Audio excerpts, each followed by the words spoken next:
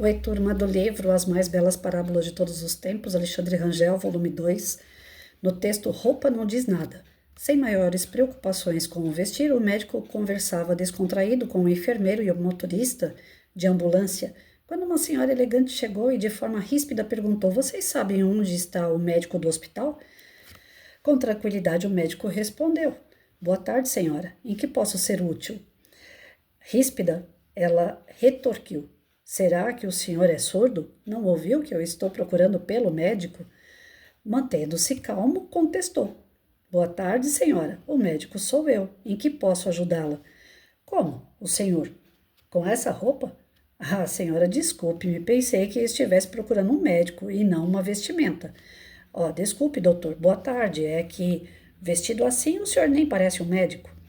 "Veja bem as coisas como são", disse o médico. "As vestes parecem não dizer muitas coisas, pois quando a vi chegar, tão bem vestida, pensei que a senhora fosse sorrir educadamente para todos e depois dar-lhes uma boa tarde. Como se vê, as roupas nem sempre dizem muito.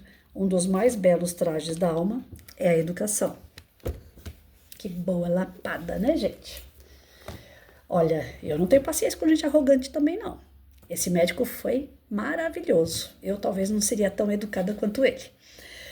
E isso eu falo porque eu tenho defeitos como qualquer outro mortal.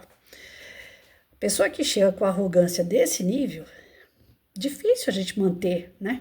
Só que aí é que tá. O grande barato da vida é você fazer justamente o contrário do que o outro faz, né? Ele espera que a gente seja ríspido também, que a gente seja ignorante também. Muitas das vezes a gente cede e é tão igual quanto aquele que destratou, principalmente em repartição pública. Professores que trabalham dentro do ambiente público sabem muito bem o que eu estou falando. Na área particular é mais contida, mas nessa área que nós temos grande parte dos professores que estão ali na linha de frente com a população, sabe muito bem o que eu vou dizer agora. A ignorância predomina em todos os lugares, desde a parte dos pais, que muitas vezes vêm com pedra falar com o professor na mão, né? Como também pessoas dentro do ambiente onde a gente trabalha. E eu não estou falando de funcionários de limpeza, de cantina, não. Estou falando justamente os que usam sapato de salto combinando com o cintinho e a bolsa. A arrogância. A arrogância está em tudo que é lugar, independente da roupa. E essa arrogância, esse orgulho, essa prepotência do ser humano, muitas das vezes a gente quer bater de frente. Mas é legal quando a pessoa tem uma instrução, né? Não é legal ver uma situação invertida, a pessoa dar com tapas, com luva de pelica, que a gente costuma dizer, e mostrar para o outro o real lugar dele onde é, não é? Uma vestimenta não significa que você é uma pessoa educada, uma vestimenta não significa que você é uma pessoa instruída. Muitas das vezes eu trabalhei justamente mais próximo do pessoal que se diz não ter educação, que é o pessoal de limpeza, de cantina, do que com o pessoalzinho que coloca cinto, combinando com bolsa, com sapato, né, com arquinho.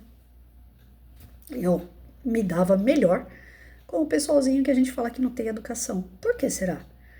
É justamente porque eles tinham educação, eles tinham. Essa semana eu fiz uma senhora, inclusive, ficar emocionada. Ela trabalhou comigo muitos anos e ela era da limpeza. E ela sempre falava para mim assim: "Patrícia, sua sala é uma das mais limpas que tem aqui, se não for a mais limpa." Porque eu dobrava, né? Então eu ficava na mesma sala de aula com duas turmas, uma de manhã até o intermediário até a tarde. 8 horas numa sala de aula, é lógico que minha sala era impecável, eu não deixava sujar.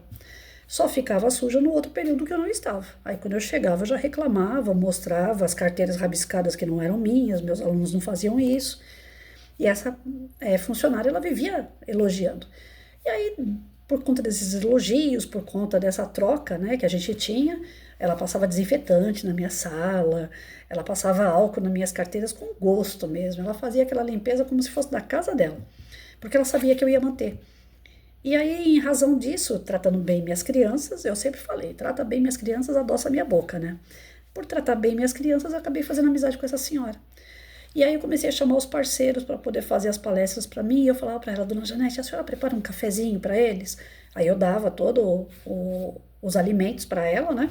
E ela preparava café, pão, arrumava a mesa, o mais que ela podia caprichar a mesa para os meus parceiros, para receber eles com um cafezinho.